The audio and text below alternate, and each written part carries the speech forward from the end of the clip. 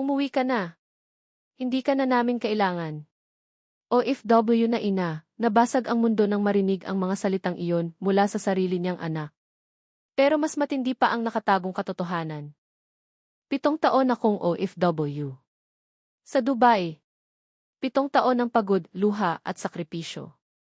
Habang ang ibang tao ay nagdiriwang ng Pasko, kasama ang pamilya, ako naman ay nakatingin lang sa maliit na screen ng cellphone habang pinapanood ang mga anak kong lumalaki nang hindi ko kasama.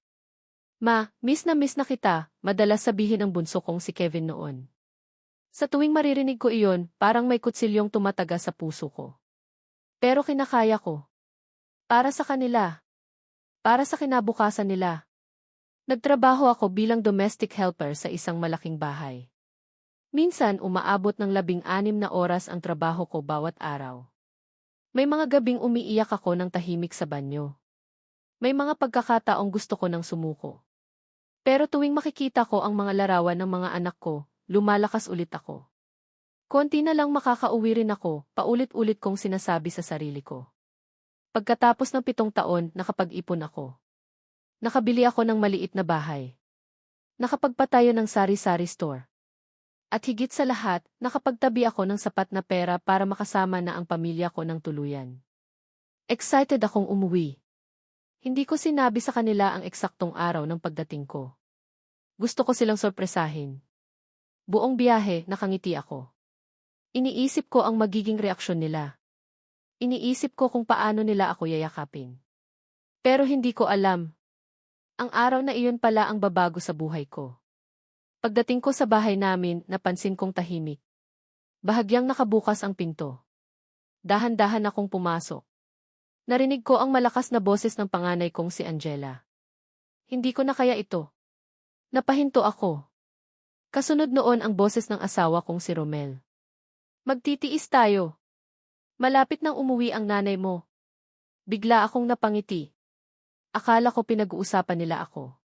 Pero kasunod ng mga salitang iyon ay isang sigaw na nagpayanig sa buong pagkatao ko.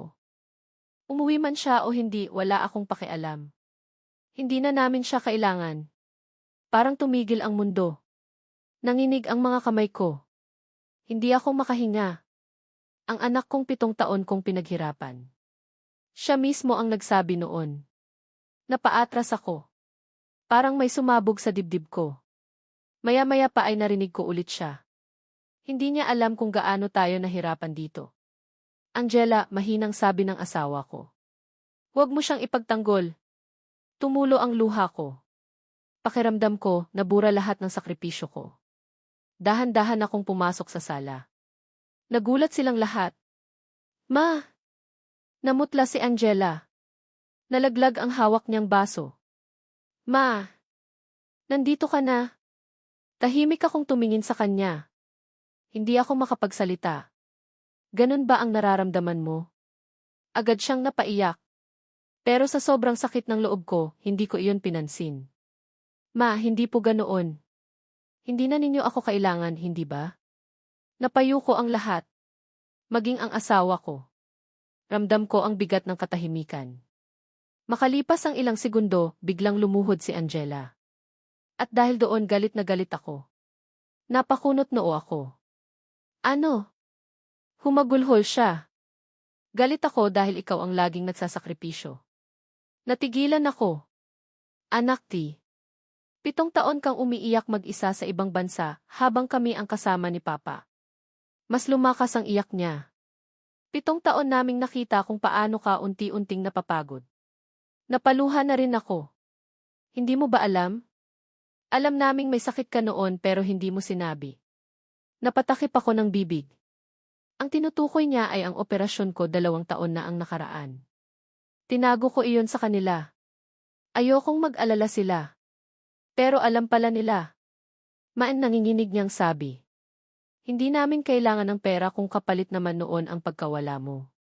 Tahimik ang buong bahay. Walang makapagsalita. Pagkatapos ay may inilabas siyang makapal na folder. Nag-ipon kami. Napatingin ako. Para saan? Napangiti siya habang umiiyak. Para ikaw naman ang magpahinga. Binuksan niya ang folder. Nandoon ang mga papeles.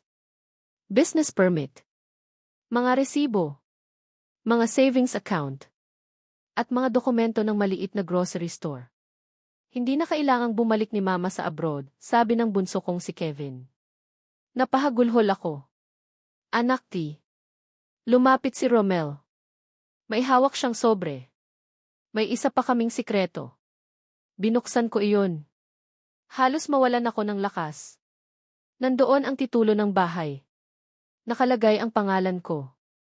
Tuluyan nang bumigay ang mga tuhod ko. Bakit? Ngumiti si Romel. Dahil sa loob ng 7 taon, ikaw ang bumuhay sa amin. Panahon na para kami naman ang bumuhay sa'yo. Humagulgol kaming lahat.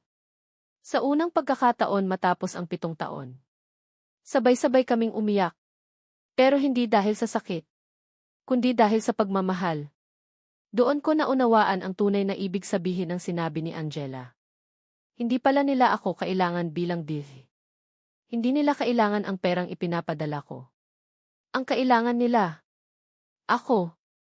Bilang ina, bilang asawa, bilang pamilyang matagal nang naghihintay na makauwi ang taong pinakamahal nila. At sa araw na iyon, natapos ang 7 taon kong pakikipaglaban sa ibang bansa. Dahil sa wakas, nakauwi na rin ako sa lugar kung saan ako tunay na kailangan.